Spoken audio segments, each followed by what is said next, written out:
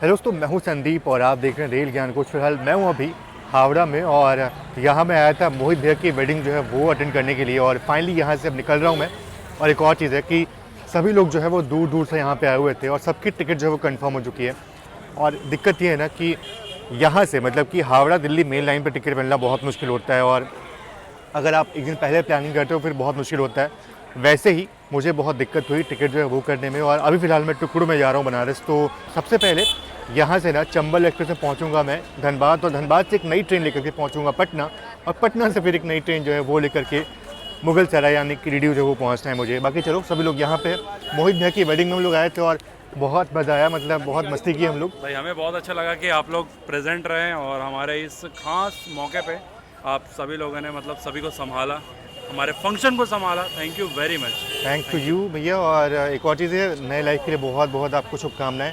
Thank you, भगवान thank करे you so बहुत मच। उन्नति करे, बहुत प्रगति करे, सब कुछ बहुत अच्छा हो आपके साथ। और बाकी सभी लोग जो है वो आज निकलने वाले हैं। गीतांजलि, अरे नहीं, ज्ञानेश्वरी से लोग जाने वाले हैं भैया लोग, सत्या भाई, मल्हार भाई और श्रेयान भाई।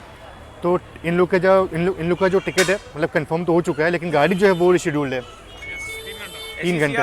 अच्छी सी है तो देखते हैं, 3 घंटे यहीं से लेट है, बाकी वहाँ का पहुँचती गाड़ी। बाकी चलो हम लोग अभी ऑन टाइम है, हमारी ट्रेन अभी ऑन टाइम है, तो कैब का इंतज़ार कर रहे हैं। पहुँचते हैं हावड़ा स्टेशन और उसके बाद से आगे की जर्नी जो वो शुरू करते हैं।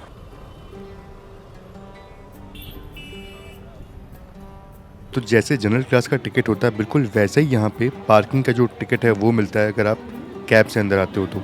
बाकी बात करूँ आज की जर्नी की तो हावड़ा से मैं निकलूंगा आसनसोल से धनबाद की तरफ चंबल एक्सप्रेस से। धनबाद से पटना जाता हूँ मैं गंगा दामोदर एक्सप्रेस से और फिर पटना से वाराणसी की ट्रेन में जाता हूँ, वो आगे देखते हैं। बाकी हाँ, कंफर्म सीट सिर्फ और सिर्फ चंबल एक्सप्रेस में मिलती है मुझे। तो चलिए देखते हैं कि मैं आखिर वाराणसी कैसे पहुँचता हूँ। फिलहाल चंबल एक्सप्रेस का यहाँ पे अराइवल हो रहा है।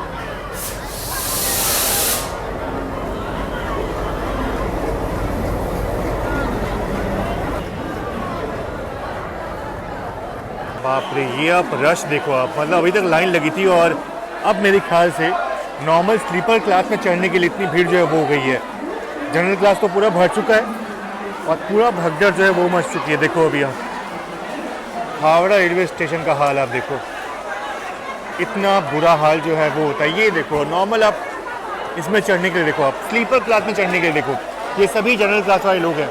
जनरल क्लास की लाइन देखो कितनी लंबी लगी हुई है, पूरा एंड तक जो है वो जनरल क्लास की लाइन जो है वो लगी हुई है। लेकिन और ये बात हमें अच्छे से पता है कि ये सभी लोग जो है वो नहीं बैठ पाएंगे, क्योंकि भैया इतने लोग हैं और 2-3 डब्बे होते हैं जनरल क्लास के, और इतने लोग कहाँ से बैठ सकते हैं। तो ये सभी लोग जो है वो रिजर्व कोच में बैठेंगे और ऑप्शन कुछ है नहीं इनके पास। बाकी बिल्कुल अपना इंजन के पास वाला कोच है और इतना दूर चल के आना पड़ा। और मेरे साथ ट्रैवल कर रहे हैं ब्लॉगर बबुआ भैया, पटना तक हमारे साथ रहने वाले हैं, तो कनेक्टिंग जर्नी अपनी होने वाली है। देखते हैं कैसे पहुंचते हैं हम लोग। एक टिकट अभी कंफर्म नहीं है अभी अभी देखते हैं क्या होता है उसका। और यहाँ से धनबाद तक से हम ट्रैवल करने वाले हैं, उसके बाद अलग ट्रेन में टिकट जो है बुक की हुई हमने। अच्छा वैसे सामान कुछ भूल गया था तो सत्या भाई यहाँ बैग देने के लिए आए थे, थोड़ा दुख हुआ, पर क्या बताऊँ, मतलब आज भूल गए सामान हम लोग। लेकिन चलो ठीक है, अच्छा वो सामान मिल गया, भैया यहाँ तक आए सारे ऑनबोर्ड हम लोग। मतलब चार्जर की कीमत हम लोग समझते हैं कितनी ज़्यादा है। बिल्कुल बिल्कुल, बिना चार्ज किए तो दिक्कत हो जाएगा यार, वो भी लैपटॉप का चार्जर। चलो thank you so much Satya मिलते हैं भाई। फिर, ठीक है। देखिए ये पुराने युवा के जो रेक्स हैं ना वो आपको यहाँ देखने को मिलेंगे। बिल्कुल पुरानी यादें जो हैं वो जुड़ी हुई हैं इस ट्रेन से, और सिर्फ 2 ही रेक्स यहाँ पे देखने को मिल रहे हैं।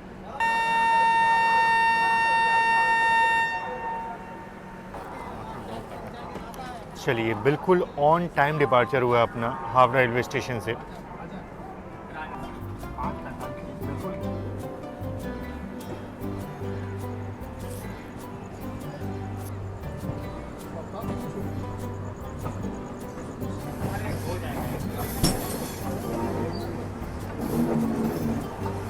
और इस साइड किसी ट्रेन का तो डिपार्चर हुआ है, पता नहीं कौन सी ट्रेन है ये, पर कोई नॉर्मल एक्सप्रेस ट्रेन लग रही है।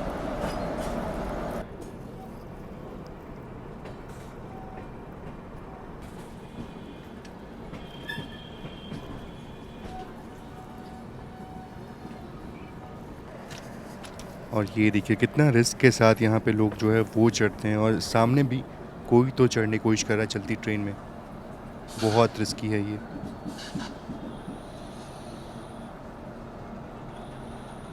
तो ये जो आप ट्रेन देख रहे हो ना, ये अभी निकल जाएगी उस तरफ, यानी कि संतरागाछी की तरफ।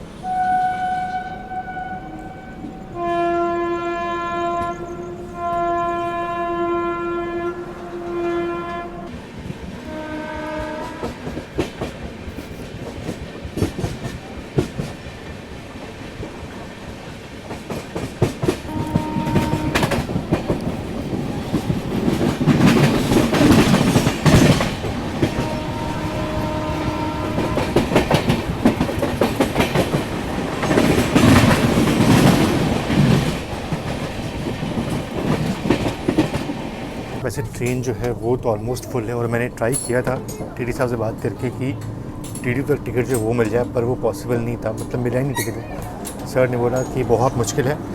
बाकी चलो देखता है क्या होता है। फ़िलहाल बर्धमान जो है वो पहुंचने वाले हैं।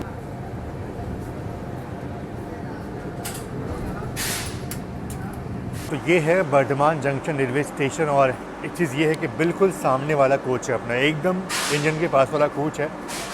तो भैया सारा जो बढ़िया जो स्टॉल है ना पीछे छूट जाते हैं वो। तो बाकी अगर बात करूँ बर्धमान की, तो हाँ ये एक जंक्शन रेलवे स्टेशन है और जंक्शन इसलिए है क्योंकि यहाँ से एक लाइन जो है वो कटवा जंक्शन तरफ निकलता है और वहाँ से एक लाइन जो है वो आगे निकल जाती है अजीमगंज की तरफ। तो इसीलिए ये एक जंक्शन रेलवे स्टेशन है। बाकी हाँ एक चीज़ ये है कि भैया कोशिश की बहुत टीटी साहब से बात करने की कि यहाँ से डीडीयू तक की टिकट जो है वो मिल जाए हमें, तो जो पॉसिबल हो नहीं पाया और हमें ट्रेन को धनबाद में ही डिपोर्ट करना पड़ेगा। बाकी देखते हैं आगे कैसा क्या प्लान होता है। और अभी धनबाद वाली जो ट्रेन है ना उसका चार्ट बना नहीं है, तो वो भी कंफर्म होगी कि नहीं, अभी वो भी संदेह में है सब कुछ। बाकी हाँ एक चीज़ ये कि बर्धमान में, अच्छा ये देखो तो सीट का सिग्नल जो है वो हो चुका है। बाकी हाँ बर्धमान में काफ़ी सारी मिठाई जो फेमस है, जिसमें से एक तो लांगचा करे कोई नाम है उसका, पता नहीं है प्रोनाउंसिएशन सही नहीं बोल पा रहा हूँ मैं। बाकी सीता भोग यहाँ का बहुत ही प्रचलित है, मैंने सुना है। और वैसे भी ये पूरे बंगाल में मिठाई जो है वो अच्छी मिल जाती है, तो इस पूरे एरिया में आपको मिठाई जो है वो अच्छी मिलेंगी। और बहुत कम देरी के लिए ट्रेन यहाँ पे रुकी, मात्र 1 मिनट ट्रेन यहाँ पे रुकी होगी, उसके बाद डिपार्चर हो गया अपना। और बर्धमान से निकलने के तुरंत बाद हम पहुँचते हैं दुर्गापुर रेलवे स्टेशन, जो कि और एक इम्पॉर्टेंट रेलवे स्टेशन है इस रूट का। तो ये है दुर्गापुर रेलवे स्टेशन और बिल्कुल खुला रेलवे स्टेशन है और हल्की हल्की ठंड जो है वो फील हो रही है। कोलकाता में इतना ठंड जो फील नहीं हुई, लेकिन अब धीरे धीरे लग रहा है कि ठंड जो फील हो रही है अच्छे से। और ये कोई जंक्शन रेलवे स्टेशन नहीं है, कोई बड़ा जंक्शन रेलवे स्टेशन नहीं है, ये सिंपल सा रेलवे स्टेशन है। बाकी यहाँ एक चीज़ ये है कि हमारी टिकट जो है वो धनबाद से पटना जो है वो कंफर्म हो चुकी है, तो बिल्कुल ये अच्छी बात है कि कम से कम वो टिकट जो है वो कंफर्म हो चुकी है। तो अब पटना तक जो है वो तो आराम से पहुँच जाएंगे। अब पटना के बाद कैसे पहुँचते डीडीयू वो देखने वाली बात होगी। बाकी ऐसा लग रहा है कि सामने से कोई तो ट्रेन आ रही है, कोई लोकल ट्रेन है वो आ रही है।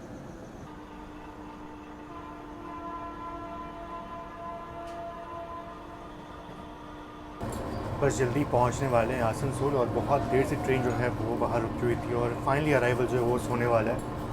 और ये एक बड़ा स्टेशन है, मतलब यहाँ पे देखते हैं चाय भाई जो है मिलती ही नहीं, अंदर से कुछ अजीब सा फील हो रहा है, मतलब थोड़ा अच्छा फील तो नहीं हो रहा है। और ऐसे में जर्नी जो है वो करनी पड़ रही है, लेकिन हाँ इंपॉर्टेंट था, घर पहुंचना बहुत ज़रूरी था, इसलिए ऐसे ट्रैवल जो है वो करना पड़ रहा है।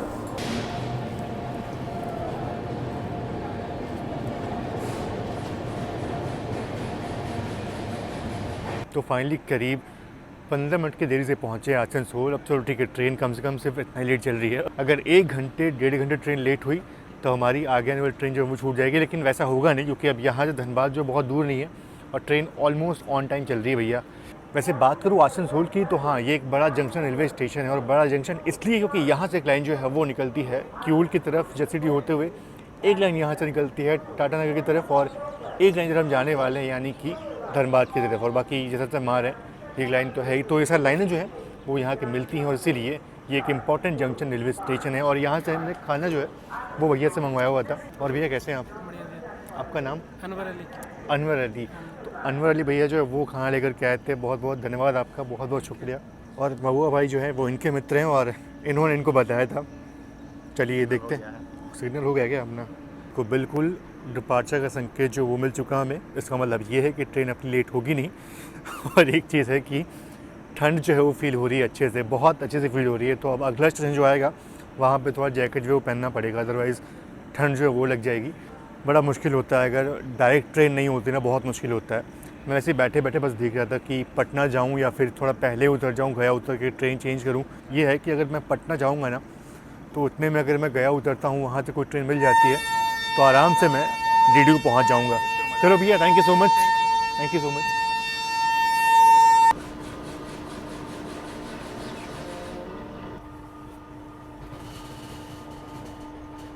चलिए, धनबाद में अपना अराइवल हो रहा है और मैं अभी लगेज जो है वो निकाल रहा था, क्योंकि यहाँ से बहुत भीड़ जो है वो चढ़ती है।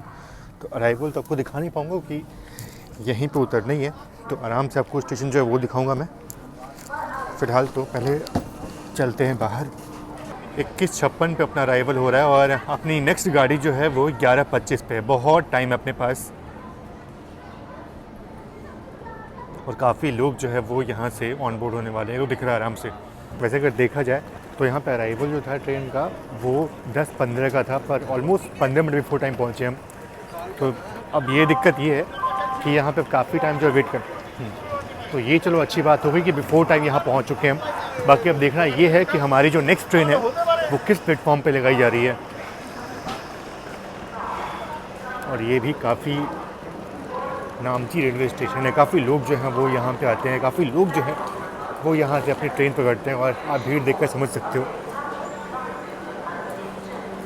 तो बस अपनी ट्रेन का डिपार्चर होने वाला है और ये ट्रेन 5 मिनट बाद डिपार्चर इसका होगा। और मुझे लगता है शायद हमारी जो नेक्स्ट ट्रेन है यानी गंगा दामोदर एक्सप्रेस जो है उसका इंजन यहाँ पे ऑलरेडी यहाँ पे रखा गया है और मेरे ख्याल से अभी कुछ देर में प्लेटफॉर्म पे अपनी गाड़ी जो है वो लगाई जाएगी, तो ये ट्रेन भी चलने को तैयार हो जाएगी। हमारी ट्रेन जो है वो 11:20 पे यहाँ से निकलेगी, तो अभी काफ़ी टाइम है और उसका मेरे ख्याल से उसका इंजन जो है पहले ही यहाँ पे आ चुका है। चलो, यहाँ पे चंबल एक्सप्रेस का डिपार्चर जो है वो हो चुका है। बाकी हाँ, ये लोकोमोटिव में आपको HOG इनेबल तो मिल जाएगा, साथ ही साथ इसमें रिट्स यानी कि real time train information system जो है वो भी इसमें इंस्टॉल है। देखो यहाँ पे लिखा हुआ है।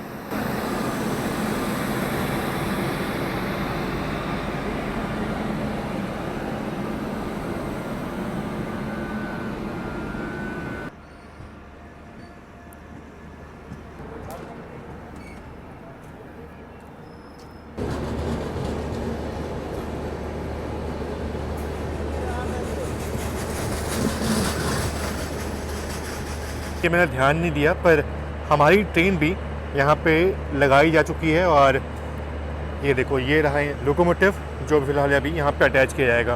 वैसे हाँ, ऐसे बहुत ही अच्छा लगता है, मतलब ट्रेन का इंतज़ार करना हो और आपकी ट्रेन में करीब 1 घंटे का वक्त हो और ऐसा शानदार शांत रेलवे स्टेशन हो, तो हाँ बिल्कुल अच्छा लगता है और कनेक्टिंग ट्रेन पकड़ने का मज़ा जो है वो आता है। फ़िलहाल तो लोकोमोटिव अटैच हो रहा है यहाँ पे।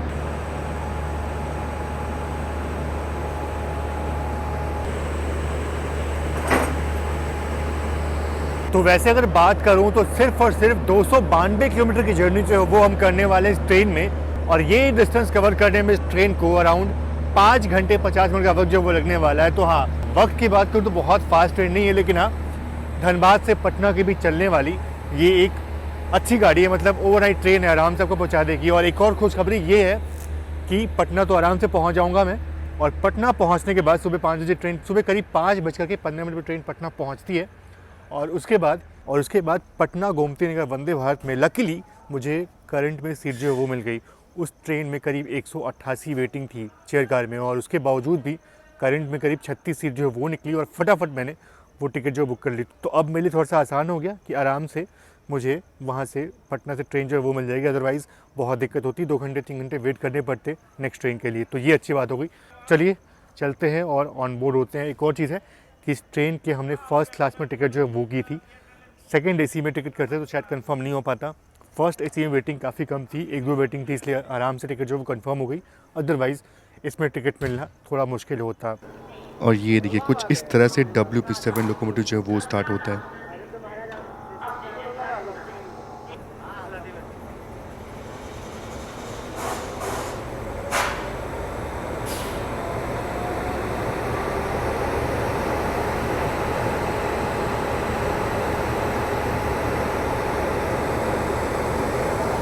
ये देखिए जनरल क्लास का हाल देखो आप, ट्रेन यहाँ पे लगी और सारी भीड़ जो है वो उस ट्रेन में बैठ गई।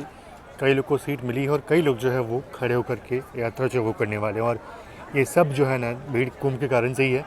पटना पहुंचने के बाद लोग ट्रेन जो है वो चेंज करेंगे और फिर आगे बढ़ेंगे, तो सब ट्रेनों का हाल जो है वो ऐसा ही है। तो ये देखिए कुछ ऐसा है फर्स्ट क्लास, बिल्कुल साफ़ सुथरा। 2022 में कोच बना था इसलिए बिल्कुल साफ़ सुथरा जो है वो दिख रहा है। और ये देखो इसका इंटीरियर, ये है कूप। हालांकि हमारा जो है वो केबिन कंफर्म हुआ है और ये कूप स्टाइल है। आप देखो तो बिल्कुल नॉर्मल जो फर्स्ट क्लास है वैसे ही दिख रहा है ये। और ये रहा अपना केबिन जिसमें 4 लोग जो है वो बैठते हैं और इसमें 4 लोग जो है वो बैठेंगे हम लोग। तो ये 3 सीट जो अपनी कंफर्म हुई है, बाकी एक जो है वो बाहरी व्यक्ति कोई आने वाला है, देखते हैं कब आते हैं। वैसे भी ट्रेन को निकलने में भी टाइम है, करीब 40 मिनट का वक्त जो बचा हुआ है, तो बहुत टाइम है। तो ये चीज़ अच्छा हुआ कि अपना टिकट जो है वो कंफर्म हो गई फर्स्ट क्लास में। आराम से इसमें सोते सोते मेरे ख्याल से देखते हैं, कुछ ना कुछ स्टेशन आपको दिखाऊंगा इस रूट पे, तो वो थोड़ा बहुत दिखाऊंगा। उसके बाद पहुँचेंगे हम पटना और पटना से हमारी नेक्स्ट ट्रेन यानी कि वंदे भारत जो है वो हमें पकड़नी है। तो थोड़ा सा हेक्टिक जो है वो होने वाला है। बिल्कुल अपने तय वक्त पे डिपार्चर हुआ अपना, 11:20 डिपार्चर था, बिल्कुल तय वक्त पे डिपार्चर हुआ है। और बाकी इस रूट में ज़्यादा कुछ आपको दिखाऊंगा नहीं। इसके बाद का जो हॉल्ट है सीधा वो नेताजी सुभाष चंद्र बोस गोमोह रेलवे स्टेशन जो है वो आने वाला है, वो दिखाऊंगा आपको। बाकी उसके बाद अगर जागूंगा ना तो पूरी रात काली हो जाएगी और सो नहीं पाऊंगा ठीक से। बाकी कैसा लग रहा है भैया? मज़ा आ रहा है। मज़ा आ रहा है? तो रात जगने वाले हैं क्या आप? कोशिश करेंगे, अब जगेंगे ही, लेकिन थोड़ा अच्छा, थके हुए हैं हम लोग तो सोएंगे। जगने में मतलब ही नहीं ना कि बहुत रात कुछ में हाँ, कुछ दिखा भी ओवरटेक नहीं कुछ है नहीं, कुछ ओवरटेक नहीं है, कुछ बढ़िया क्रॉसिंग जो वो नहीं है, सारी राजधानी निकल चुकी है, तो ज़्यादा कुछ है नहीं दिखाने को। लेकिन जितना भी हो पाए ज़रूर दिखाएंगे आपको। फिलहाल तो डिपार्चर का आनंद जो है वो लीजिए आप। टाइम आप लोग यहाँ देख लीजिए, 11:21। देखा जाए तो धनबाद रेलवे स्टेशन भी काफ़ी साफ़ सुथरा है। और देखो साफ़ सफाई काम जो है वो चल रहा है, तो हाँ बिल्कुल साफ़ सुथरा रेलवे स्टेशन है ये, और बहुत ही इम्पोर्टेंट रेलवे स्टेशन है।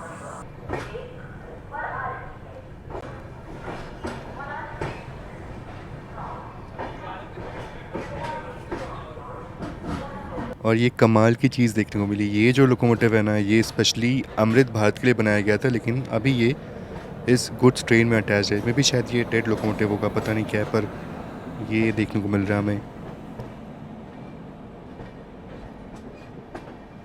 वैसे ट्रेन में तो ऑलमोस्ट सभी लोग जो है वो सो चुके हैं, लाइटें जो हैं वो जल रही हैं और हमारी ट्रेन फ़िलहाल पहुंचने वाली है नेताजी सुभाष चंद्र बोस गोमोह रेलवे स्टेशन। और मैं आपको स्टेशन बताऊंगा कि स्टेशन का नाम जो है वो सुभाष चंद्र बोस जी के नाम पे क्यों है, मतलब नेताजी के नाम पे क्यों स्टेशन का नाम जो रखा गया है। तो चलिए स्टेशन का अराइवल जो है वो लेते हैं और उसके बाद से वो कहानी जो है वो मैं आपको बताता हूँ।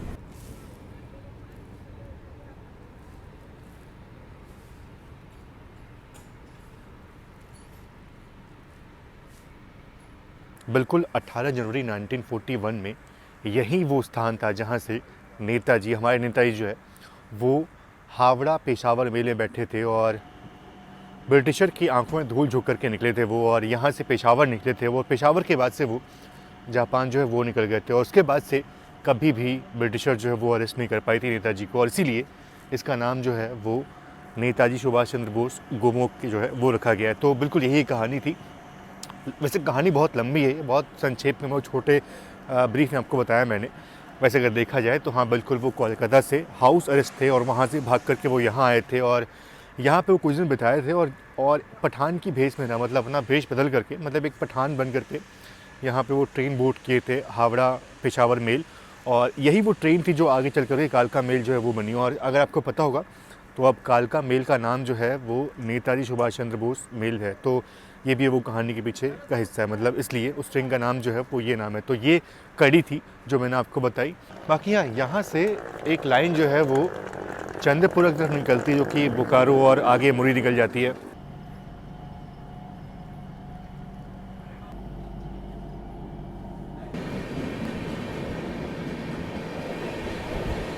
तो मैं बिल्कुल अपने केबिन के अंदर गया नहीं, क्योंकि बिल्कुल 14 किलोमीटर के बाद ही पारसनाथ जो है वो आने वाला होता है। और एक बार अगर मैं केबिन के अंदर चला गया ना और अगर बैठ गया सीट पे तो फिर सो जाऊंगा, मुझे पता है अच्छे से, क्योंकि नींद बहुत आ रही है। इसलिए यहीं गेट के पास खड़ा हूँ, खोल के नहीं खड़ा हूँ, बस को गेट के पास दरवाज़ा नहीं खोल खड़ी, वैसे दरवाज़ा जो है वो खोल के खड़ा नहीं हूँ। जब स्टेशन आएगा तभी जो है वो अराइवल लूँगा और बस पहुँचने वाले होंगे मेरे ख्याल से पारसनाथ। मेरी देखो अराइवल हो भी गया, बताओ, पता नहीं चलता बिल्कुल यार।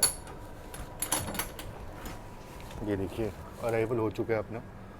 और ये है हटिया इस्लामपुर, नहीं मगध तो नहीं है, ये तो चलिए, ये जो है ये आखिरी स्टेशन होने वाला है आज का, पारसनाथ। और बिल्कुल हाँ, ये बहुत ही इम्पोर्टेंट रेलवे स्टेशन है ख़ासतौर पे जैन धर्म के लोगों के लिए, क्योंकि यहाँ पे शिखर जी जो हैं वो है। और अगर बात करूँ पारसनाथ हिल की, जिसको शिखर जी के नाम से भी लोग जानते हैं, उसकी ऊंचाई करीब 1300 कुछ समथिंग मीटर है और झारखंड का सबसे टॉप पॉइंट, सबसे ऊंचा पॉइंट जो है वो इसको बोलते हैं। और इसलिए यहाँ पे काफ़ी लोग जो हैं वो आते हैं। और हाँ बिल्कुल, यहाँ पे ठंडक भी काफ़ी है और सुना है कि मानसून के वक्त में ये पूरा जो एरिया है बहुत ही खूबसूरत हो जाता है। तो इस बार जो बकेट लिस्ट में, इस बार के बकेट लिस्ट में ये भी है, मतलब यहाँ करके ये इस पारसनाथ हिल को, शिखर जी को जो एक्सप्लोर करना है, इस पूरे एरिया को एक्सप्लोर करना है, तो ज़रूर से कभी आऊँगा। झारखंड वैसे भी बहुत ही खूबसूरत है और मानसून के वक्त में तो झारखंड वैसे ही बहुत खूबसूरत लगता है। तो फ़िलहाल अपनी जर्नी चल रही है इस गंगा दामोदर एक्सप्रेस में और ये आखिरी स्टेशन जो है वो होने वाला है। अब मुझे करीब 2:50 पे गया पहुँचेंगे हम, तो देखते हैं, नींद खुलती है तो मैं ज़रूर से आपको दिखाऊँगा। अदरवाइज़ सीधा आपसे मुलाकात होगी सुबह के वक्त में, जो हमारी ट्रेन पटना पहुंच रही होगी। फ़िलहाल यहाँ से डिपार्चर का संकेत जो है वो भी मिल चुका है हमें।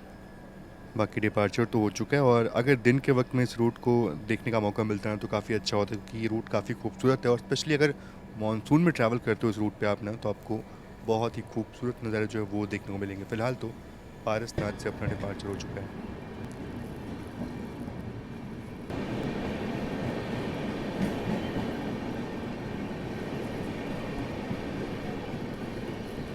चलिए फ़िलहाल थोड़ा सा रेस्ट करते हैं। आ चुका हूँ केबिन में और अच्छा है, मतलब बढ़िया स्पेशियस है और अच्छे से नींद जो है वो आएगी। हालांकि नींद जो है वो बहुत नहीं होने वाली है, सिर्फ 2-3 घंटे की नींद जो है वो हम करेंगे। ऊपर की तरफ ब्लॉगर बबुआ जो है वो सो रहा है और यहाँ लोअर बट मैं सो रहा हूँ। अच्छा एक चीज़ है कि हाँ, फर्स्ट एसी में थोड़ा सा स्पेस जो है वो मिल जाता है, तो आराम से चाहो तो 2 लोग भी सो सकते हो उसमें, तो बड़ा ही कंफर्टेबल जो वो एक्सपीरियंस होता है। फ़िलहाल चलो करता हूँ रेस्ट और देखता हूँ नींद कहाँ खुलती है। गया में नींद खुलती है या फिर सीधे पटना में खुलती है, बिल्कुल नहीं पता। अगर सो गया तो शायद अलार्म लगाऊंगा, अगर उठ गया तो ज़रूर से आपको गया जो है वो दिखाऊंगा और रिवर्सल जो है वो दिखाने की कोशिश करूँगा। फ़िलहाल तो अभी रेस्ट करता हूँ। तो सुबह के 5:07 का वक्त हो रहा है और अपना अराइवल हो रहा है पटना जंक्शन रेलवे स्टेशन पे और अपने तय समय से करीब 8 मिनट बिफोर टाइम यहाँ पहुँच रहे हैं, तो जो कि बहुत अच्छी बात है।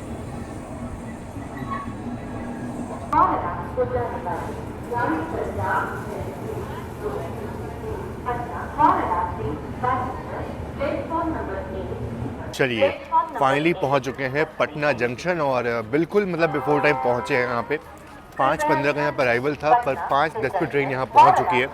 तो अब कोई दिक्कत की बात नहीं है, मतलब आराम से मुझे मेरी कनेक्टिंग ट्रेन जो है वो मिल जाएगी, यानी कि पटना गोमती नगर वंदे भारत जो है वो मिल जाएगी मुझे। उसका डिपार्चर यहाँ पे 6:05 पे है, तो देखना पड़ेगा कि कौन से प्लेटफॉर्म पर ट्रेन जो है वो लगाई गई है। और वो ट्रेन 6:05 पे है, तो टाइम काफ़ी अपने पास है। बाकी एक चीज़ ये है कि गया जो है वो मेरी नींद खुली थी पर दिखा नहीं पाया आपको मैं, तो बिल्कुल ऐसा सोया कि उठने का मन नहीं हुआ और सीधे नींद जो है पटना के बाहर खुली है। तो बस ये जर्नी सिर्फ ऐसी ही रही अपनी। बाकी चलते हैं और अपनी नेक्स्ट ट्रेन को बोर्ड करते हैं और अपनी जर्नी को आगे बढ़ाते हैं।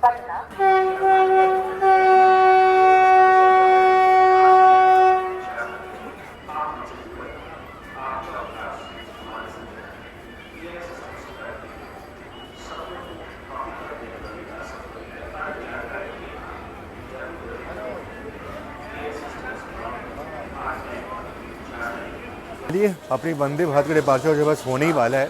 6 अभी 6 बजने वाले वैसे तो। बाकी राहुल भैया बहुत बहुत धन्यवाद, साथ में सफ़र करके बहुत अच्छा लगा। घूम रहा है अभी आपके साथ जर्नी करके और फर्स्ट एसी भी निपटा दिया पहली फर्स्ट एसी निपट गया बढ़िया पहली बार में। और भैया का यहाँ पे घर है पटना में, तो भैया यहीं पे डिबोर्ड करें ट्रेन को, मतलब इससे आगे नहीं आने वाले, लेकिन फ्यूचर में और जर्नी ज़रूर से करेंगे भैया के साथ ज़रूर। ठीक है, चलते हैं अंदर बैठते हैं और अपनी ये वाली जर्नी जो है वो शुरू करते हैं। ये देखिए, ये हमारी ट्रेन थी, इससे हम आए थे और बगल में वंदे भारत जो वो लगी हुई है। ये ट्रेन जो है इसका रेट शेयरिंग जो है वो पटना दुमका के साथ है, मतलब अभी ये ट्रेन जो है वो यहाँ से जाएगी दुमका और दुमका से फिर निकलेगी धनबाद के लिए और फिर धनबाद से रात में गंगा दामोदर बन करके वापस पटना आएगी। तो यही सर्कल इसका जो है वो चलता रहता है। बाकी चलो, डिपार्चर होने का संकेत हो चुका है, प्रोसीड का सिग्नल जो है वो आप देख रहे हो बिल्कुल मिल चुका है हमें।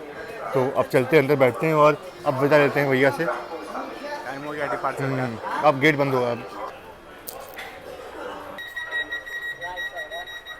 और जैसे ही डोर बंद होने वाला था तो एक पैसेंजर अचानक से इस ट्रेन में बैठते हैं और बाद में उनको समझ में आता है कि ये गलत ट्रेन में बैठ गए हैं।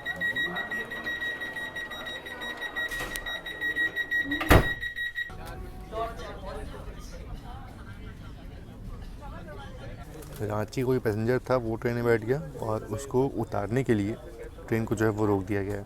तो ये भी होता है, मतलब कन्फ्यूजन होता है भैया। ऐसा बहुत बार देखा है मैंने दिल्ली में, जब कटरा और बनारस जाने वाली वंदे भारत में कन्फ्यूजन जो है वो होता है लोगों में। लोग कटरा वाले वंदे भारत में चढ़ जाते हैं जिनको बनारस जाना होता है, तो ऐसा भी बहुत ज़्यादा दिक्कत होती है। और सुबह सुबह अच्छा खासा फॉग जो है वो देखने को मिल रहा है। हालांकि इतना फॉग नहीं कि ट्रेन लेट हो जाए, लेकिन ठीक ठाक फॉग जो है वो देखने को मिल रहा है।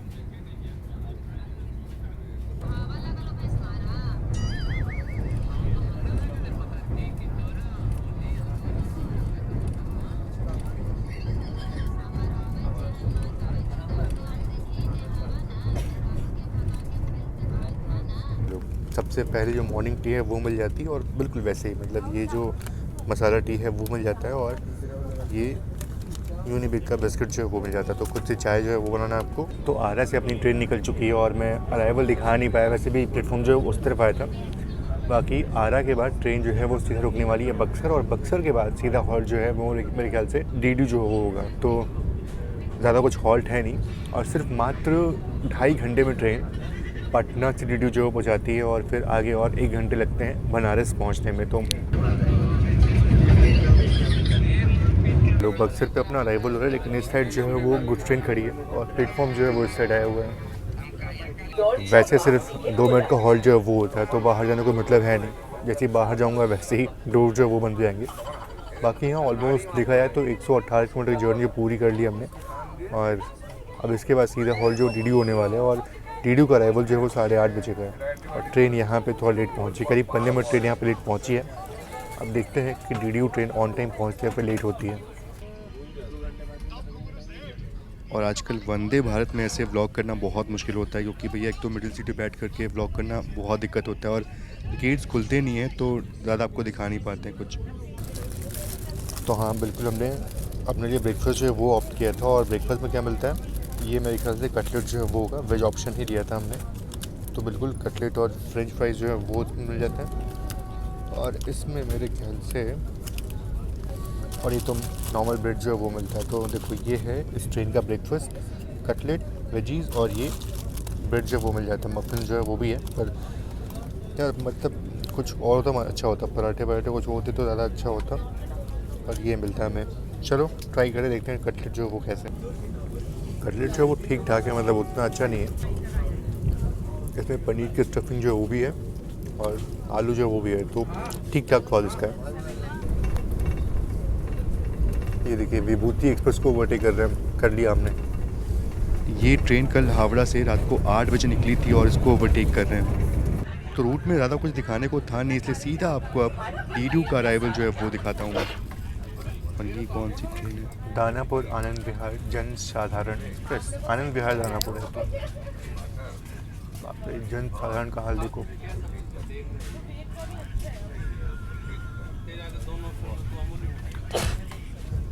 इस ट्रेन में सारे जो कोचेज़ हैं वो सेकेंड क्लास के हैं, लेकिन फिर भी आप रश देखो इसमें।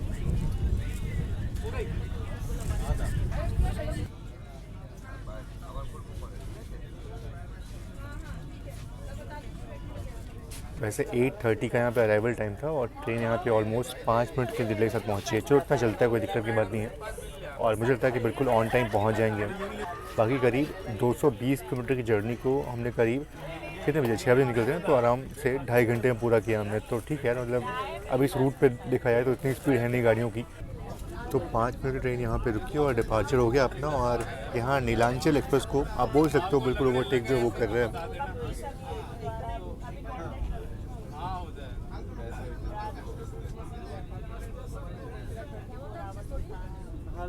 और ठीक हमारे आगे हावड़ा अमृतसर मेल जो है वो चल रही है, तो मेरे ख्याल से शायद उससे पहले ही शायद उसको पहले बनारस स्टेशन नहीं लेंगे, हमारी ट्रेन को यहाँ से निकालेंगे और उसको भी शायद बीच में ओवरटेक कर सकते हैं हम, काशी से पहले ओवरटेक कर सकते हैं उसको हम। तो ये भी हो सकता है, यही होता है जब वंदे भारत चलती है तो जो नॉर्मल एक्सप्रेस होती है ना, उनकी प्रायोरिटी बिल्कुल ख़त्म हो जाती है, और काफ़ी पहले उन ट्रेनों को खड़ा कर दिया जाता है। तो ये चीज़ जो है वो वंदे भारत के आने से इंडियन रेलवे में होने लगी है।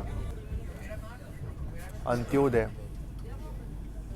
उड़ना जयनगर, और ये भी फुल्ली जनरल क्लास वाली गाड़ी है और इसका भी हाल देखो आप।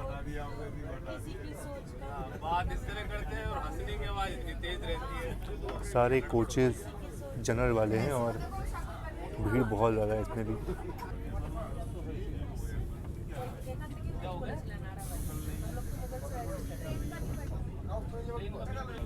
और बहुत ही खूबसूरत दृश्य यहाँ पे देखने को मिल रहा है गंगा घाट का। और ये ब्रिज मतलब 150 साल पुराना ये ब्रिज है और ठीक इसके बगल में ना एक 6 लेन का नया ब्रिज जो है वो बनने वाला है। तो आने वाले कुछ सालों में एक और इतना लंबा ब्रिज जो है वो देखने को मिलेगा।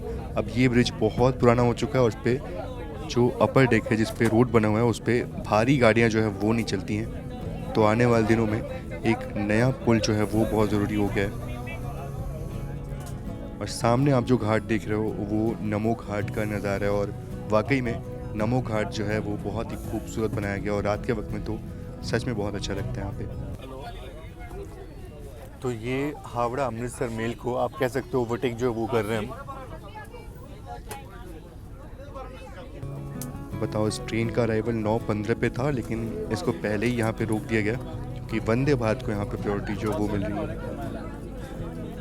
बाकी चलिए फाइनली अपनी जर्नी यहाँ पे होती है ख़त्म। पहुँच चुके हैं वाराणसी कैंट रेलवे स्टेशन। और एक और चीज़ है, जैसे ही हम यहाँ पहुँचते हैं और जो भीड़ यहाँ पे देखने को मिलती है ना वो बहुत ही खतरनाक था। आप देखिएगा कितनी भीड़ होती है और उतरने में बहुत दिक्कत होती है हमें। फिलहाल तो इस वीडियो को यहीं पे ख़त्म करते हैं। मिलते हैं आपसे नेक्स्ट व्लॉग में। तब तक के लिए आप सभी का बहुत बहुत धन्यवाद। जय Hind and God bless you all. अरे भाई